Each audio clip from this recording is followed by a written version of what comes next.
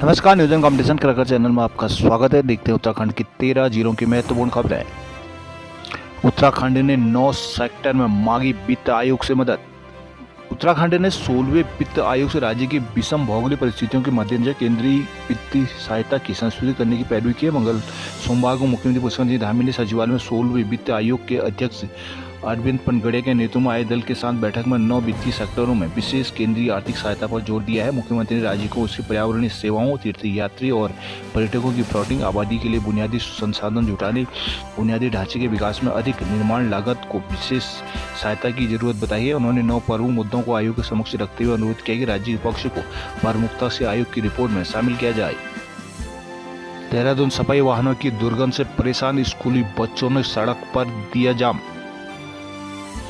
दून की सहस्त्रधारा रोड पर सोमवार दोपहर कुछ ऐसा हुआ जो आमतौर पर बड़ी आंदोलन में ही नजर आता है। इस बार मोर्चा छोटे बच्चों ने संभाला था। उनके हाथों में किताबें नहीं बहने थे, आंखों में मासूमियत थी, पर आवाज में गुस्सा।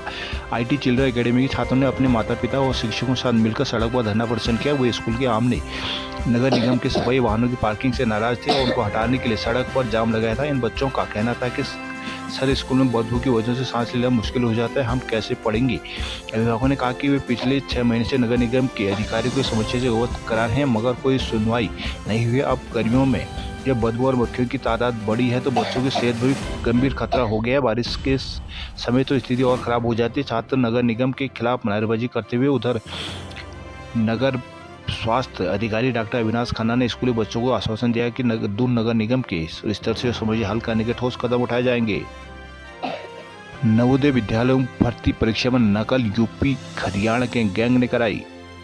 नवोदय विद्यालय में नॉन टीचिंग स्टाफ की भर्ती परीक्षा में सामूहिक नकल कराने में यूपी हरियाणा का गैंग शामिल था। पुलिस ने मामले में 17 परीक्षार्थी समेत कुल 20 आरोपी सोमवार शाम तक गिरफ्तार किए। इसमें पूछताछ के बाद कोर्ट में पेश किया जाएगा। कोर्ट ने न्यायिक अभिरक्षा में आरोपियों को जेल भेज दिया गया। सोमवार को एसएसपी अजय सिंह ने बताया कि सीबीएसई और नवोदय विद्यालय में नॉन टीचिंग स्टाफ की अलग अलग पदों पर भर्तियां चल रही है।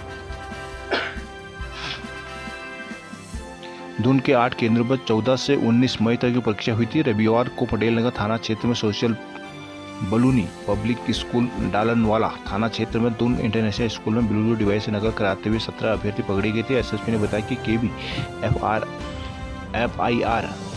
एफआरआई में श्रीचंद निवासी फिरोजाबाद दूसरे को जगह परीक्षा देते पकड़े गए थे। वही सौरभ सिंह की जगह परीक्षा में बैठा था। दोनों आपस में आगरा के एक कोचिंग सेंटर में मिले। 3 लाख रुपए में सॉल्वर ने पेपर सॉल्व करने का सौदा किया था।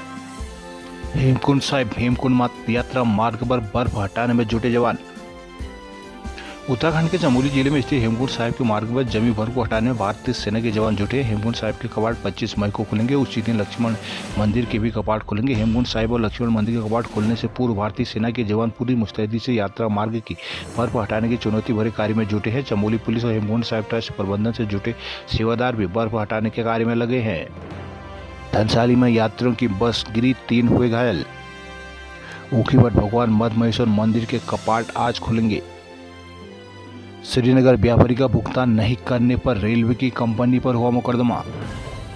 ऋषिकेश कर्णप्रयाग रेलवे परियोजना में कार्यरत कार्यदायी संस्था ऋत्विक के खिलाफ स्थानीय व्यापारी ने भुगतान न किए जाने का आरोप लगाया है। आरोप है कि स्वीत डूंगरीपंत सुरंग निर्माण में लगी ऋत्विक कंपनी के अधिकारियों ने व्यापारी के लगभग 50 लाख की धनराशि का भुगतान 2 साल बाद भी नहीं किया। इस संबंध में कोतवाली श्रीनगर में मुकदमा पंजीकृत किया गया है। प्राप्त जानकारी के अनुसार रेलवे के कार्यरत संस्था ऋत्विक प्रोजेक्ट प्राइवेट लिमिटेड के अधिकारियों कर्मचारियों को गबन और धोखाधड़ी का स्थानीय व्यापारी ने आरोप लगाया। इस संबंध में व्यापारी द्वारा 14 मई को कंपनी के खिलाफ कोतवाली श्रीनगर में एफआईआर दर्ज कराई गई है। दर्ज शिकायत में श्री कोट गंगा नाली निवासी अमित सजवान ने बताया कि उनकी क्वालिटी बिस्किट नाम से श्री कोट में एक दुकान है। बताया कि वर्ष 2021 से डूंगरी पंथ श्रीनगर में कार्यरत रेलवे परियोजना की ऋत्विक कंपनी ने उनकी दुकान से ग्रोसरी सहित उनका सामान ले लिया जा रहा था। 2021 से 23 तक उनके फर्म क्वालिटी बास्केट से तथा 2023-24 में उन्हीं की दूसरी फर्म शाश्वत इंटरप्राइजेज से सामान क्रय किए गए थे। कहा कि शुरुआत में कंपनी द्वारा सभी भुगतान आसानी से किए गए, लेकिन कुछ समय बाद खरीदे गए सामान का भुगतान करने में देरी की जाने लगी। वह विगत 2 वर्षों से समय समय पर कंपनी के कार्यालय पहुंचकर मौखिक और लिखित रूप से भुगतान को शिकायत भी कर चुके हैं, लेकिन उनका भुगतान नहीं किया गया। उधर प्रभारी निरीक्षक कोतवाली श्रीनगर जयपाल ने बताया कि ऋत्विक कंपनी के अधिकारियों के खिलाफ बिलों के भुगतान न करने की लिखित शिकायत प्राप्त हुई है। व्यापारी अमित सजवाण ने कंपनी के अधिकारियों कर्मचारियों पर उनके दोनों फर्मों से कुल 50,01,283 रुपये की धनराशि का गबन कर धोखाधड़ी की शिकायत दर्ज की है। रुद्रप्रयाग में फर्जी डिग्री में एक और शिक्षक को 3 साल की हुई सजा। देवप्रयाग के उनाना गांव में 22 परिवार पेयजल से जूझ रहे हैं। चमोली में बारिश और ओलों से हुआ नुकसान। चमोली में बारिश और ओलों से नुकसान हुआ है।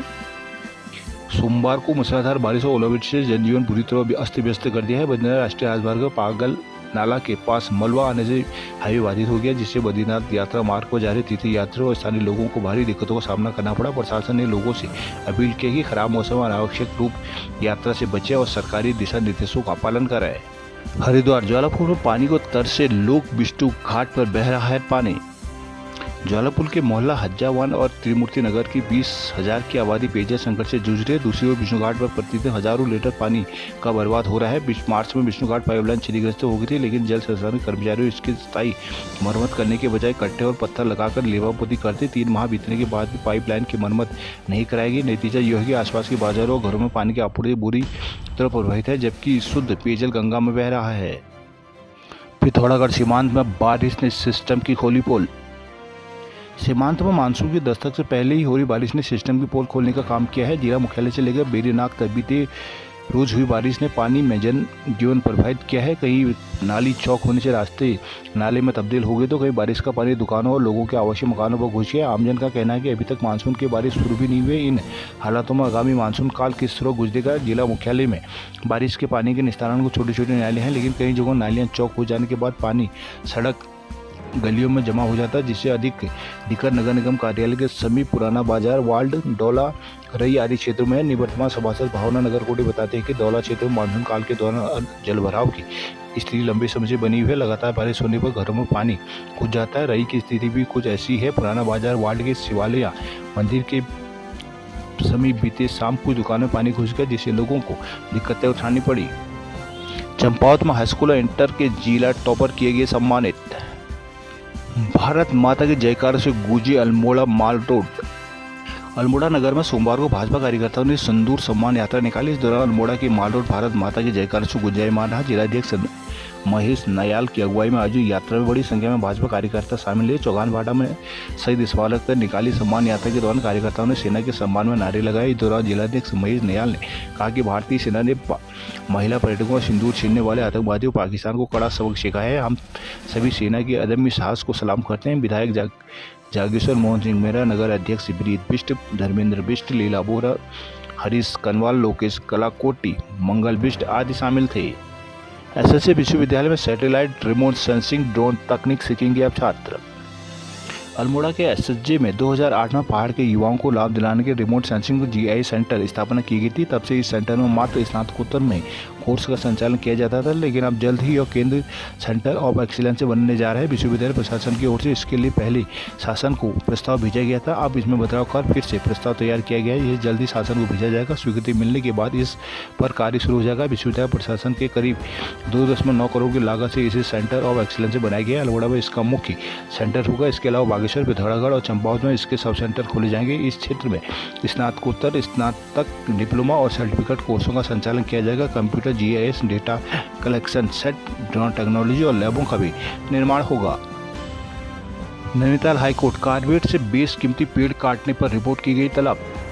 हाईकोर्ट ने रामनगर के तराई पश्चिम वन प्रभाग के गुलजारपुर और लोअर कोसी नदी के किनारे स्थित कारबेट नेशनल पार्क के साल, सागौन और शीशम के कई बेशकीमती पेड़ काटे जाने के खिलाफ दायर याचिका पर सोमवार को सुनवाई की। मुख्य न्यायाधीश जी नरेंद्र, न्यायमूर्ति न्यायाधीश आलोक मेहरा की खंडपीठ ने राज्य सरकार से याचिकाकार द्वारा लगाए गए आरोप पर रिपोर्ट पेश करने को कहा है। अगली सुनवाई जून पहले हफ्ते में होगी। सामाजिक कार्यकर्ता विमल सिंह निवासी पीपलसाना, रामनगर ने जनहित का दायर कर कहा कि उनका गांव और खेत कारबेट नेशनल पार्क से जुड़े हुए हैं। लंबे समय से खेतों के समीप स्थित बेशकीमती साल, सागौन और शीशम के पेड़ काटे जा रहे हैं और इनका अवैध रूप से पातन किया जा रहा है। इनकी अनुमति ना तो वन प्रभाग से ली गई है, न ही सरकार से। पेड़ किस आधार पर काटे जा रहे हैं, इसका जवाब विभाग नहीं दे रहा। हाल ही में वन विभाग ने 200 से 300 पेड़ उनके खेतों में लगी सीमा से काट दिए। जंगल में कितने पेड़ काटे गए इसका रिकॉर्ड नहीं है। ऐसे में विभाग के अधिकारियों पर भी सवाल उठ रहे हैं।